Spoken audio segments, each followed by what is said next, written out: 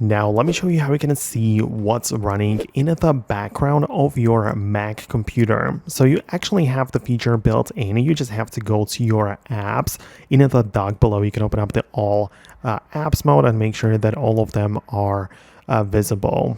Right, and you can go through so many of them, but I want you to find the activity monitor. It should be part of the other section, and if not, obviously you can as well just look it up like this, click on activity monitor, and you'll be able to see inside what's going on. So first of all, you can go to the CPU section and see which services are using up your processing power. But what I find the most useful is going to the memory, and I can see exactly which apps and services are using up my RAM. So for example, I have like the Google Chrome, the Google Chrome helper, Notion helper, Windows server, and so many random processes and options which are running in the background.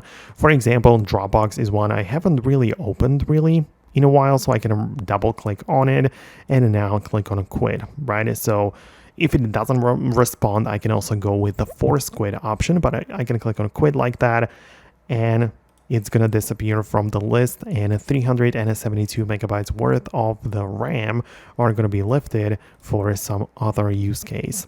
So I think this is the best way to see what's running or what's currently going on in the background of your Mac, especially if you're multitasking. It can be accumulated real quick, but let me know what you think below. Subscribe for more, and I'm gonna catch you later in the future uploads.